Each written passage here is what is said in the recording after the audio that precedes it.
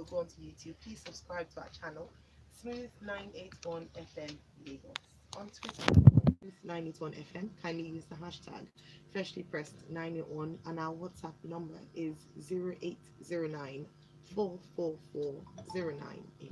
Alrighty, so let's get into it. This day newspaper this morning, and of course, Mr. C, this is your story. Lagos records massive drop in fatal accidents after restriction of motorcycles. The Lagos State government has affirmed that there has been a massive drop in the rate of fatal accidents involving commercial motorcycles. It talks about the restrictions in the 6 local government areas comprising of 475 routes, including major roads. I don't want to ask anybody what the result of the ban on Okadas have been on them, because everybody has a million stories to tell. However, is this enough time to say, okay, yeah, we can get these kinds of records already and say that it has been a very laudable approach to the situation in Lagos currently regarding the traffic situation and all? Okay, so just to backtrack, one of the reasons the Lagos State government gave for imposing that restriction on motorcycles in 6 local governments was the high incidence of accidents from their operations. Now, a month after, their records suggest or indicate that only 1 incident has been recorded. Now, it's a bit too early. We should watch this for a period of time, maybe 6 months, to see whether, in fact, motorcyclists are responsible for the high incidence of accidents in the state. Now, I am aware that the Federal Road Safety Corps also has a database of accidents, and their own database suggests that motorcycles are not the primary source of accidents in the state. So this is good, because while this is still too early, it's also good because it shows that if they're properly restricted and regulated, then the number of incidents arising from their use will reduce. But we don't know whether this will be consistent over the next 6 months, over the next 12 months. But it's a good step. But I would love to see what happens 6 months from now, because I still believe that car accidents are the primary source and highest number of accidents in the state. Aya, do you want to say Well, something? yeah, I was going to say that. Well, I mean, we'd have to see the records for that one, and of course, with regards to the number of cars, if you compare the number of cars on our road to the number of motorcycles on our road, then of course we'll probably see that car accidents are a lot more. However, just to highlight that, in the period in view, they recorded only 1 motorcycle accident. That's huge. I mean, if in terms of the fact that, of course, we wouldn't see accidents if they're actually not on the road, on our roads. Well, again, it also speaks to the information gathering abilities. This is probably the incident that got reported to them. Exactly. It's pretty certain that there were other incidents that didn't get to them. No, we had to work with it. Yeah, no, we're working with this, yes. The FRSC keeps records. I would rather see the FRSC's records than the other. Yes, exactly. Apart from that, it's not like as if these vehicles are not on the road, because they've all been reinvented to one form or the other. They're mostly delivery bikes now, and people who are even going about regular business just drop a box on their back and then they just say. So they are still out there. Is one thing. Are they causing the desired effect that they wanted? Is the question that I'm asking now. That the government wanted is the question. I don't think so. Well, time will tell, I think. To be fair, I think it's too early to actually determine that. But when you think about it, a motorcycle at best can take 2-3 passengers. Oh, it should only take 2. It should only take 2. But if they squeeze 3, a car involved in a fatal accident. You've not seen motorcycle cars carrying 6. They shouldn't carry 6, just 1. So, well, as we've all agreed here, time will tell. Time will tell. All right, so Trevor Noah's the Pelpin says, per the FRSC, the main cause of accidents in Nigeria is speeding. 45% of accidents in 2017 were caused by speeding. Thanks for that. And we also have from Lukman in Bagada saying, great news from the Lagos State government. Accidents have gone down and productivity has reduced by 100% because everyone seems to spend more time in traffic than at their offices. I doubt this statistic. It is self-serving.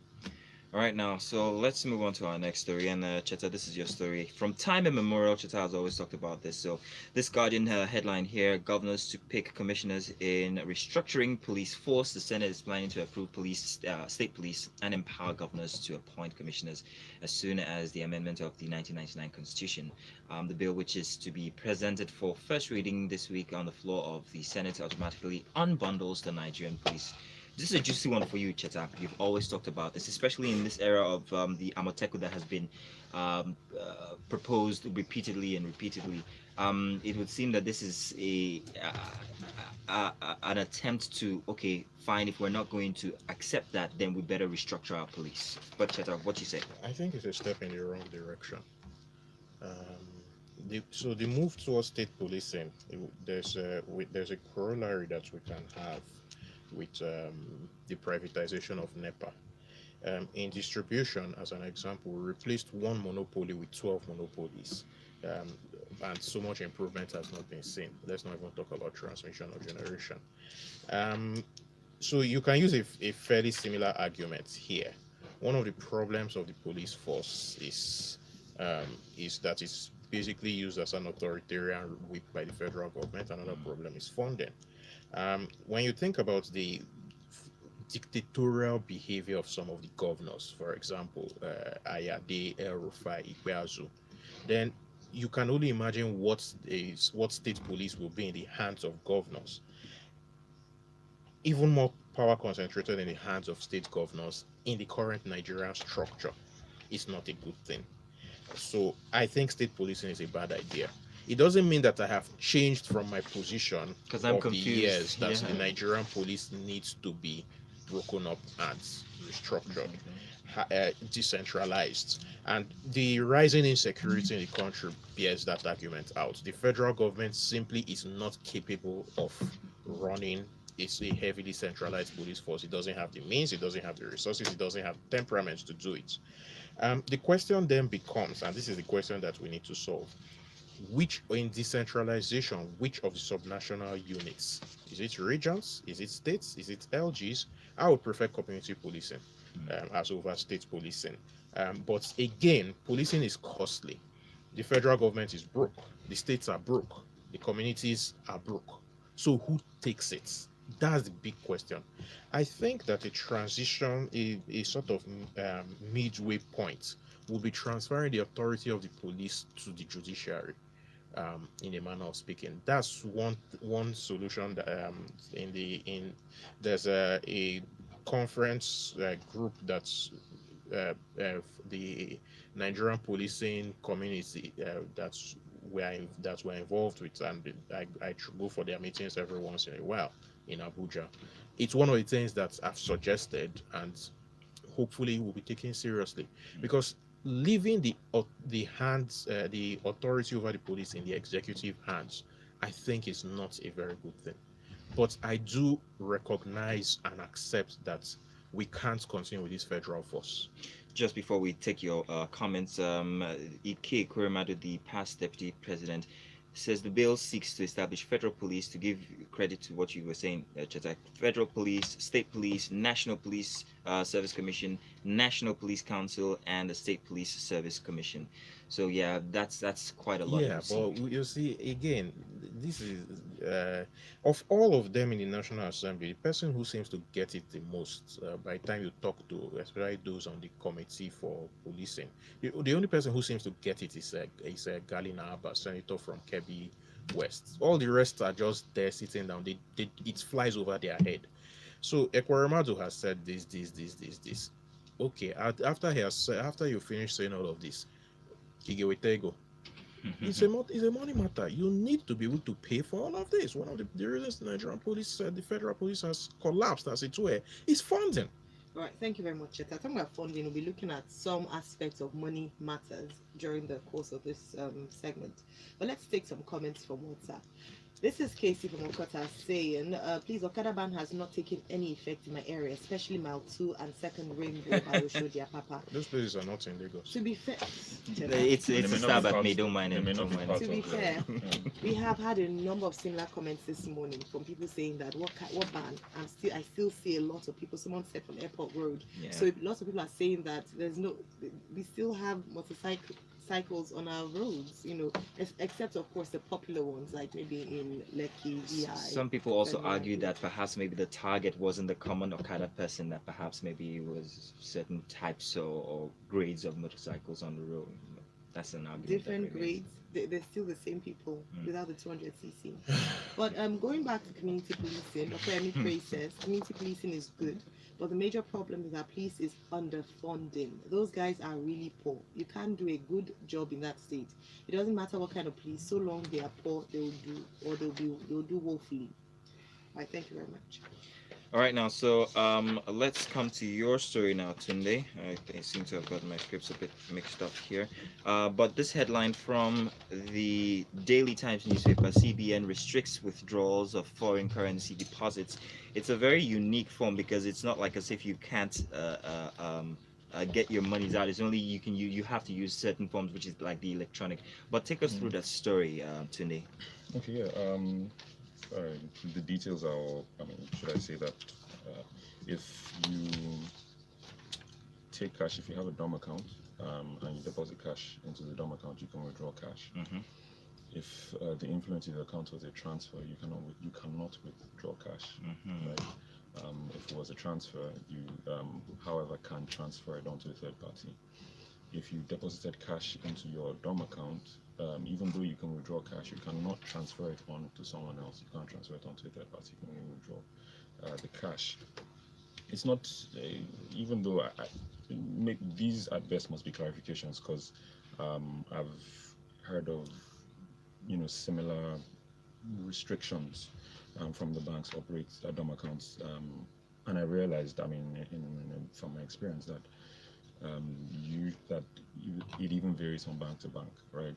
The restrictions and with what you can do and what you can't do are tighter at some banks, or should I say more restrictive at some banks than others, to be honest. So this is not entirely new. The bit that always stumps me, and this current statement from CBN doesn't help clarify, is the why. What's the rationale and or reason behind this? No one is ever really able to explain to me what is it? Is it are the AML reasons? If I deposited cash in my DOM account, does it make it easier to launder if I'm allowed to transfer that out? I really can't say. So so it's confusing, right? The reason for the restrictions, and now they find the need, to come and explain. But it's one of the reasons why some people, and older people whose memories are long enough to remember a time, maybe during military rule when DOM accounts were sequestered. So there's some people who will never open DOM accounts in this country because of those reasons, right? When the government is short of funds, they come for yours. It's not exactly the case here, so not to create panic, but it is a reflection of how the government and central bank can control and have, there's no other way to describe it, seemingly odd restrictions around how you operate a DOM account. Anyone out, if any of the listeners has any ideas as to why, or the purpose of these restrictions, I'd really love to hear why. Right. We have a comment, but before then, Ms. Ireti sends, the solution has always been community police. With community policing, the partnership is between the people and people, therefore increasing trust, therefore reducing crime. It seems simple, but often the best solution is the simple and seemingly obvious here. Hey, Freshlypressed. Can we say hi, Mr. Hi, Hi, Mr. All Alright, then Trevor Noah's Why should we lapel say hi? She abandoned us. Trevor Noah's lapel pin is here to give a response to you. Tunde says, see the rationale. Our CBN is too funny. This is demand management, pure and simple. So sends a screenshot of the CBN's Twitter page and an information they sent where they said, sir, it's meant to stop some people who are paying cash from illicit transactions into domiciliary accounts and wiring such money away, thereby laundering it. So again, Yeah, so just agreeing with what you some mentioned. of the AML, I can see some parts of the AML rationale, but then you can't also run away from the fact that the state and condition of the reserves, and you wonder if there's any link right between that and the CBNs and the myriad of CBN policies around defending the naira and holding on to any funds for FX for as long as possible. All right, Mr. C, let's come to you now from the Punch newspaper. Lagos moves against frivolous charges by the police. Lagos State Attorney General and Commissioner for Justice, Mr. Moyoshere Onigbanjo, said the state is introducing a filtering system, mechanism to check the police from filtering charges, from filing charges that do not meet the minimum evidentiary threshold at the magistrate court in the states. There's been a committee set up, and the committee has blamed the frustration on the about 15,000 criminal cases at the magistrate court, and also on the incompetence of the non-lawyer police prosecutors.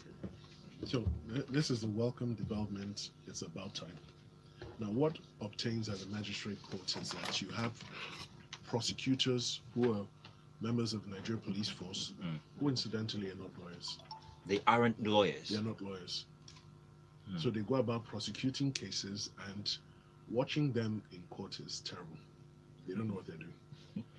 And a lot of the awaiting trial case inmates we have in the prisons came about because of frivolous filing of cases by investigating police officers and shoddy prosecution by these police prosecutors. And they do not have shorties to take them out on bail.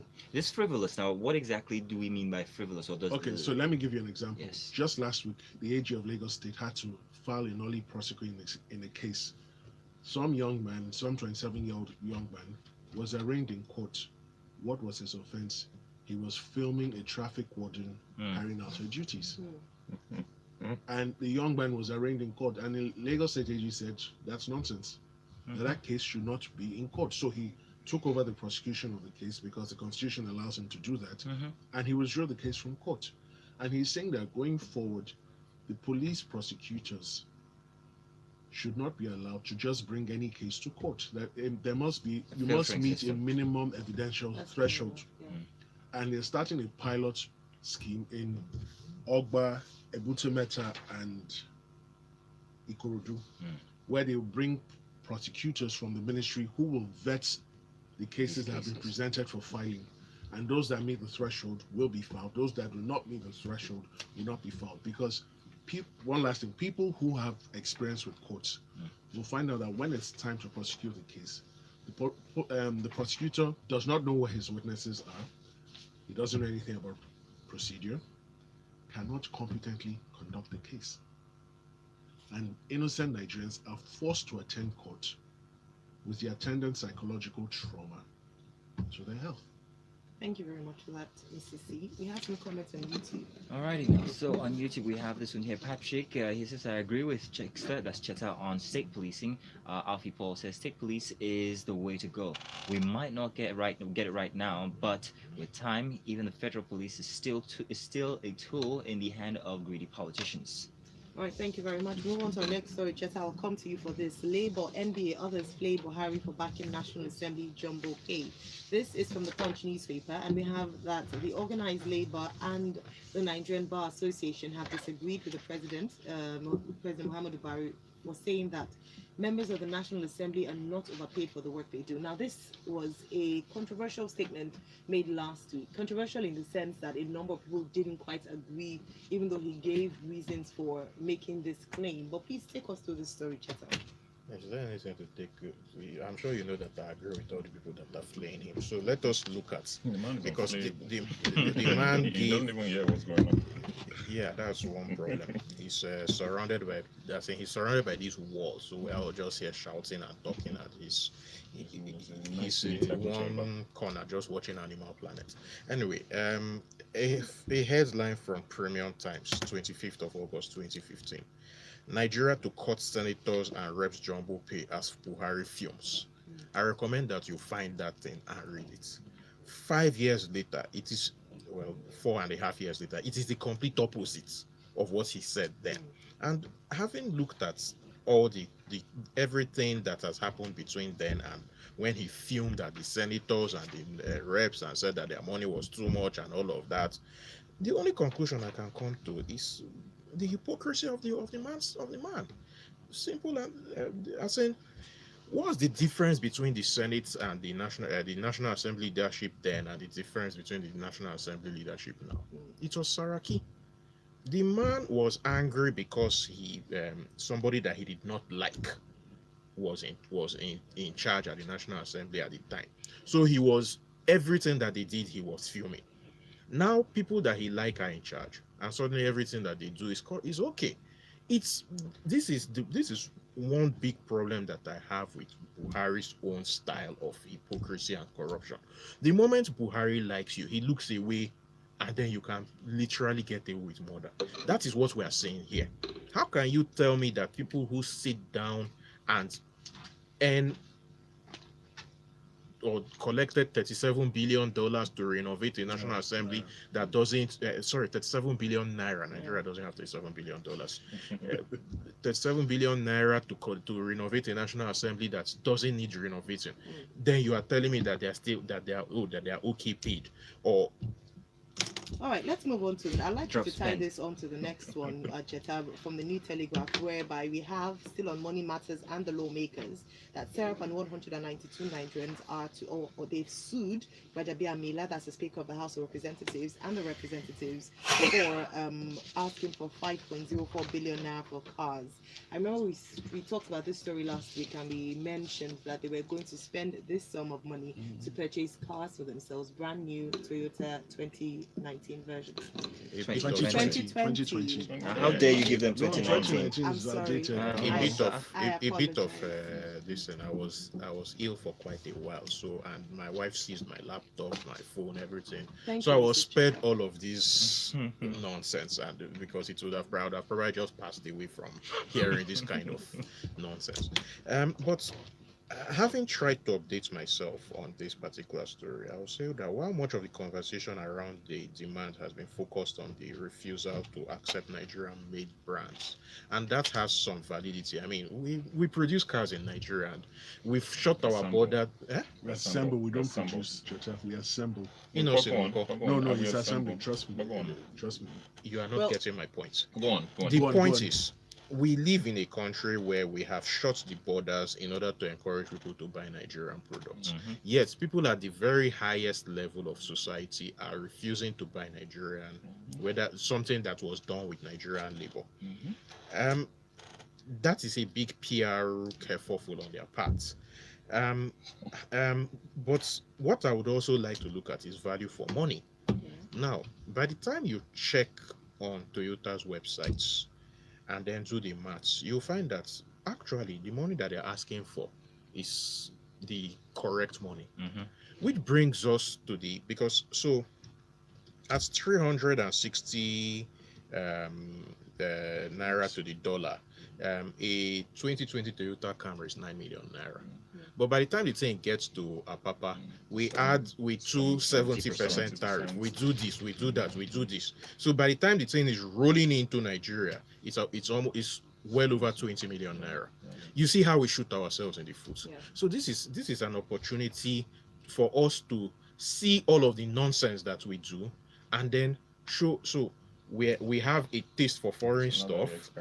Buhari is not complaining now because it is Amila that did the proper bondomo to him, so he likes Well, that's not Amila. stated. I mean, that's your opinion, and that's why he's not complaining. Is this not a show that I'm using my I opinion just to wanted to analyze clarify that. Thank you. listen, it's my opinion. Okay. if it was Dogara that had done this, Buhari would have been fuming. At least I read an article from 2015 that proves that. The fact that in short, this whole thing, everything that is wrong with Nigeria is showing here. We are hypocritical. We don't like Nigeria-made stuff. We like to throw money away, and then we have policies that shoot ourselves in the foot. Right, everything is here. Just one question for this one. Can they sue? And now, do they have immunity? Do the legislators have immunity? All right. The only issue is whether there's any court that will rule against them. Cheta, you have no locals. Sorry. All right. They have no what? They don't have no standing. Yeah, exactly. That's what I wanted to ask. What right? What do they suffer? Is it their money being used? Isn't it taxpayers' money? The it's whole not 192 taxpayers' money. people are It's just taxpayers. But Nigerian case law. I just finished my tax assessment. Hang My on, money. hang on, Cheta, hang on. Cheta, No. let you finish. Nigerian case law is to the effect that look, for you to file a case, you must have local standard and show how the action affects you more than any other member of the public. So this is a very critical question because if you follow this case, that will be the first issue that will be determined. And So- do not be surprised they throw them out. Thank you very much. I need to point that out because we've seen a number of cases like this where we have a mass action, if I put it that way, a class action switch here against maybe an arm of the government, and then it's thrown out of court. So I know we I'm can an make- unlearned. wait, hold I'm on, hold on. unlearned. I'm Hold not on, a legal Cheta. person, but I think you legal people have a problem. All right, hold on, The Cheta. nation We've, does. It's we've our heard laws from a now. legal mind, and it's important for us to clarify that because we hear these big headlines and get a bit excited. And then we hear this big language like local standing. What is that? Can you just explain it to you? Your Let's move on legal very standing to quickly. file the case. Thank you, Mr. I speak C, for Latin. Don't clarifying do that. this. Cheta, can we move on? Thank you. Tunde, I'll come to you for this one. And again, this is another program from the federal government. And apparently, this is interesting to me. Premium Times reports that Nigeria moves to overhaul NPA, school feeding, and other NSIPs. And I mean, it's a bit interesting because I thought this was one of the biggest move by the government, and they were very interested. They created a new ministry for this. So please tell us why they're doing this at this point. It's one of the biggest. It's big, right? But I wouldn't say big in its effectiveness, and clearly that's what's coming out here. Yeah. But it's been big in the amounts of cash. If you measure it in cash putting versus potentially the results gotten Yes, and or impact and or transparency available, is probably one of the biggest. I'm struggling to say not to call it a hoax or effort, but it's one of those. It's like a hole, and you throw cash in and you can't measure. So they say they're overhauling it, but the questions are: was there any what metrics did they set for themselves at the onset? What KPIs did they set out for themselves, and have they been tracking them? Because this review, if you don't know where you are and where you're going to, ultimately how you're going to arrive there or any road will lead you there, Yes. what exactly are we trying to achieve with our with our social intervention programs? Yeah. When I read it, the ministry is all over the place. The ministry is part social intervention, is part relief management. So if there's a disaster of some sort, there's some sort of natural or national disaster, they're also supposed to provide intervention. They're supposed to be a social safety net. They're supposed to manage the feeding at schools. The school feeding program that we do. They manage Empower, which is the one where we say we give people jobs for a stipend, right? And the review of that is that most people abscond. They collect the 30K and disappear. So very quickly, as we round off this conversation, they're overhauling it. What next? They're just telling us they're overhauling it. And my question is, overhauling it to what? Exactly. And can we look backwards? Because we all remember when it was issued, especially Empower around the elections. It's hard to look beyond that this was something issued to get certain people to the polls to vote in a certain way.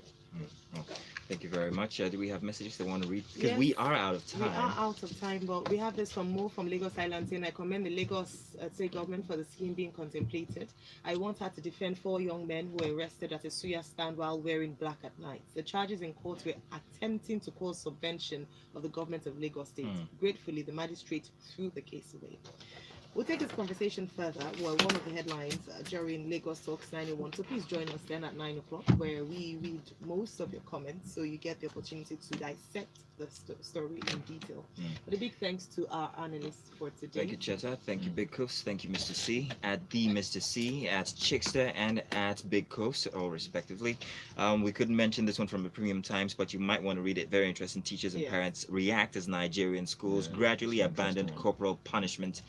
I'm sure we all would have rejoiced if we were still in school at this time, but not for us, unfortunately. Thank you very much, Lagos. We'll be back. To stay tuned. We have sports coming up in about 15. The headlines. The stories. Thank you. That I don't want to arrest